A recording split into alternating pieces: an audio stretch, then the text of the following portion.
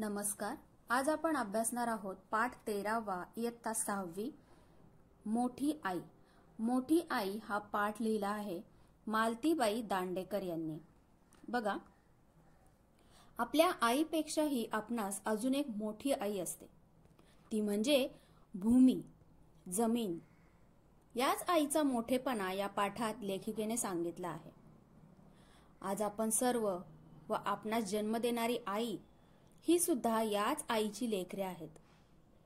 तिनेच आपणास या सर्व वस्तू पुरवल्या आहेत. ती नसती तर आपले अस्तित्वच या भूतलावर नसते आणि म्हणून त्या भूमीविषयी कृतज्ञतेची भावना आपण सतत मनात जपली पाहिजे. हाच संदेश या पाठातून लेखिकेने दिला आहे. चला तर बघूया पाठ मोठी आई. आपली आई आपल्यावर किती माया करते, खाऊ पिऊ घालते, पोटाशी घेते, गोष्टी सांगते. किती छान असते आपली आई. बघा, लेखिकेने इथे काय म्हटलं आहे की आपली आई, बघा आपल्या सर्वांची जी आई आहे, आपल्या घरात आपली जी आई आहे ती आपल्यावर किती माया करते, म्हणजेच आपल्यावर किती प्रेम करते, आपल्याला हवं नको ते बघते, आपल्याला खाऊ पिऊ घालते, छान छान गोष्टी सांगते. आणि किती छान असते ना आपली आई. एक दिवस जर आपली आई घरात नसेल तर आपल्याला करमत नाही. तसंच या आईहून एक मोठी आई आहे, ती देखील किती छान आहे.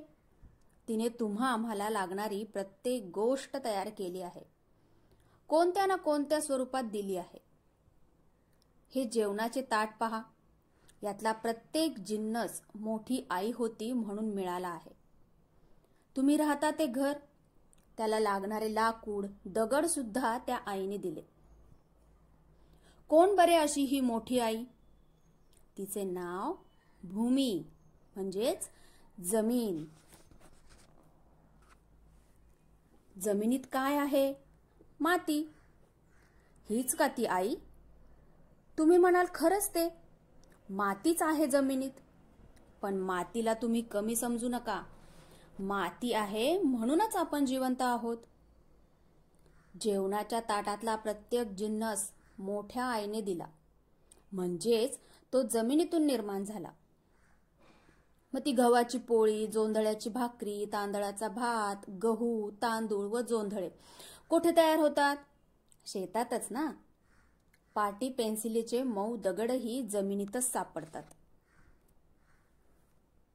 चहाची साखर घ्या, ती ऊसापासून करतात. पण ऊस उगवतो कोठे? जमिनीत. रॉकेल कुठे सापडते? जमिनीतल्या खाणीत. केळी, कवठे, पेरू, आंबे, नारळ, द्राक्षे, फणस इत्यादी तुम्हाला आवडणारी फळे जमिनीमुळे मिळतात. जमीन नसती तर यातला एकही जिन्नस मिळाला नसता. साऱ्या भाज्या, जगातील सारी फुले, औषधांची सगळी झाडे जमिनीतूनच जीव धरून वाढतात. आहे ना आपली आई मोठी? तुम्ही वापरता ते कपडे पहा, हे सुताचे आणि रेशमाचे आहेत. सूत कशाचे असते? कापसाचे. कापूस कुठून मिळतो? कपाशीच्या झाडापासून. रेशीम कुठून मिळते? रेशमाचे किडे असतात, तुतीच्या झाडावर ते जगतात. ही कापसाची व तुतीची झाडे जमिनीतच वाढतात. जमीनच प्रत्येक जिन्नस निर्माण करते, हे तुम्हाला यावरून कळेल. चांदी, रुपे, पितळ, तांबे या सगळ्यांच्या खाणी मोठ्या आईच्या पोटात सापडतात. पितळ, तांबे, कथील नसते तर आपण भांडी कशाची केली असती? सोने रुपे नसते तर दागिने कसे मिळाले असते? एवढेच नाही, अजून ऐका. या मोठ्या आईच्या पोटात लोखंड व दगडी कोळसा यांच्याही प्रचंड खाणी आहेत. लोखंड व कोळसा यामुळे तर प्रत्येक गिरणी आणि प्रत्येक कारखाना चालतो. कारखाने नसते तर लोखंडी खुर्च्या व पलंग मिळाले नसते. सुया, टाचण्या, चाकू, कात्र्या, गुंड्या, काचेचे सामान, मोटारी, आगगाड्या, विमाने इत्यादी सगळे सगळे बनलेच नसते. लोखंड आणि कोळसा नसतात तर सांगा, या दोन गोष्टी देणारी आई मोठी नव्हे काय? आता घराबद्दल पाहाल तरी तेच उत्तर द्यावे लागेल. तुमचे घर कशाने बांधले आहे? दगड, माती, विटा, चुना आणि लाकूड यांचे. घराला लाकडाचे खांब, दारे, खिडक्या आहेत. दाराच्या कड्या, तुळ्या व बिजागऱ्या लोखंडी आहेत. यातील दगड माती जमिनीतूनच आणली गेली. विटा कशाच्या आहेत? लाल मातीच्या. लाल माती कुठून आणली? जमिनीतून. चुना कुठे मिळतो? जमिनीत. चुनखडीचे खडक असतात. चुना या खडकांपासून तयार करतात. लाकूड कोठून आणले? मोठमोठ्या रानातील वाळलेली प्रचंड झाडे तोडून हे आणले. दाराला लोखंडाच्या बिजागऱ्या, कड्या, कुलपे, खिळे बसवले आहेत. हे लोखंड ही भूमातेच्या पोटातच सापडते. तुम्ही कोणतीही गोष्ट घ्या, जमिनीमुळे ती मिळालेली आहे. हे तुमच्या आता लक्षात आलेच असेल. तुम्ही दूध, दही, तूप खाता. गाई म्हशींपासून हे आपण मिळवतो. पण या गाई म्हशी जगतात कशावर?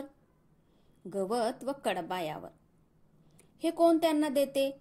आपली मोठी आई. जगात जी जी सुंदर गोष्ट दिसते ती अशा प्रकारे मोठ्या आईपासून उत्पन्न झालेली आहे, जगलेली आहे व वाढलेली आहे. ती तुम्हाला अन्न, वस्त्र देते, दागिने देते, घरदार देते, धनधान्य देते, भांडी कुंडी देते, चहा साखर, पाटी पेन्सिल देते, सगळे सगळे देते. त्या मोठ्या आईचे केवढे उपकार मानले पाहिजेत. आणि मग अशी जी जमीन किंवा धरणी माता, तिचे छोटेसे रूप म्हणजे आपली मातृभूमी. त्या भूमीतले अन्न खाऊनच आपण मोठे झालो, शहाणे झालो. माणसांना प्रत्येक गोष्ट दिली ती या भूमीनेच.